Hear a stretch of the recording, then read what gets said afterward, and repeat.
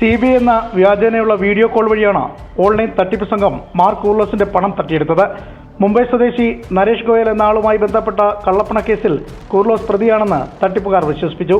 മുംബൈയിലെ ബാങ്കിൽ കൂർലോസിന്റെ പേരിൽ 2 ബാങ്ക് അക്കൗണ്ടുകൾ ഉണ്ടെന്നും അതിലൂടെ കള്ളപ്പണ ഇടപാടുകൾ നടന്നുമാണ് തട്ടിപ്പ് സംഘം വിശ്വസിപ്പിച്ചത്.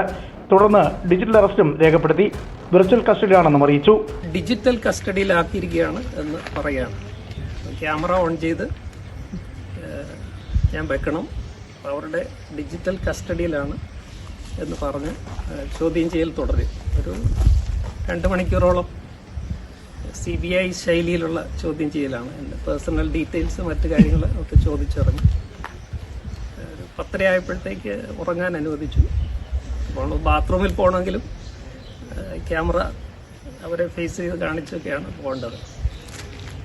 അപ്പോൾ ഈ കേസിൽ നിങ്ങൾ ഉൾപ്പെട്ടിട്ടില്ലെങ്കിൽ വേറെ ആരെങ്കിലും നിങ്ങളെ പെടുത്തിയതായിരിക്കാം. അതിൽ നിന്ന് നിങ്ങൾക്ക് രക്ഷപ്പെടാനുള്ള സഹായം ഞങ്ങൾ ചെയ്യുമെന്ന് പറഞ്ഞാണ് എന്നെ ഇതിലേക്ക് കൊണ്ടുവരുന്നത്. തന്റെ നിരപരാധിത്വം കൂർലോസ് അറിയിച്ചെങ്കിലും അറസ്റ്റ് ഒഴിവാക്കാൻ കഴിയില്ലെന്നും കോടതിയിൽ ഹാജരാക്കണമെന്നും സംഘം അറിയിച്ചു. ഇതോടെ 2.5 ദിവസം മാർക്ക് കൂർലോസ് വീട്ടിൽ തട്ടിപ്പ് സംഘത്തിന്റെ നിരീക്ഷണത്തിലായി. ഈ സമയം സംഘം അക്കൗണ്ട് വിവരങ്ങൾ ശേഖരിച്ചു. വ്യാജ ഓൺലൈൻ കോടതിയിൽ ഹാജരാക്കിയ കൂർലോസിനെ കേസിൽ നിന്നും ഒഴിവാക്കാനായി കോടതിയുടെ നിരീക്ഷണമുള്ള ബാങ്കിലേക്ക് 15 ലക്ഷം അയച്ചു നൽകാൻ ആവശ്യപ്പെട്ടു. തുടർന്ന് പണം അയക്കുകയായിരുന്നു. നടപടി ഒഴിവാക്കാൻ പണം നൽകിയെന്ന പ്രചാരണം തെറ്റാണെന്നും സുപ്രീം കോടതിയുടെ നിരീക്ഷണത്തിലുള്ള അക്കൗണ്ടിലേക്ക് പണം കൈമാറണമെന്ന നിർദ്ദേശം പാലിക്കുകയാണ് ചെയ്തതെന്നും ഗിവർഗീസ് മാർ കൂർലോസ് പറഞ്ഞു. വിരമിക്കൽ ആനുകൂല്യം അടക്കമുള്ള തുകയാണ് തട്ടിപ്പ് സംഘം കൈക്കലാക്കിയത്.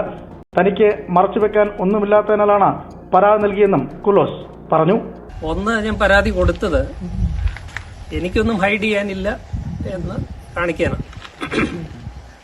അല്ലെങ്കിൽ ഇങ്ങനെ ഒരു നാണക്കേടോ ഒക്കെ പ്രതീക്ഷിച്ച് നമുക്ക് മിണ്ടാതിരിക്കാം. പലരും അങ്ങനെ ചെയ്യാറുണ്ട്, മാനഹാനിയൊക്കെ ഭയന്നിട്ട്. പക്ഷെ എന്നെ പോലുള്ള ഒരാൾക്ക്, ഇത്രയും ഒക്കെ വിദ്യാഭ്യാസവും ലോകപരിചയമുള്ള ഒരാൾക്ക് പോലും ഇതുപോലെ ഒരു വലിയ തട്ടിപ്പിന് ഇരയാകേണ്ടി വന്നത് മറ്റുള്ളവരറിയട്ടെ.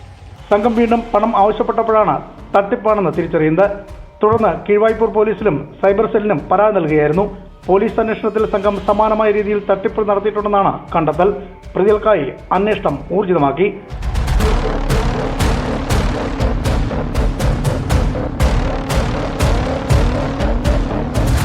ന്യൂസ് 18 പത്തനംതിട്ട.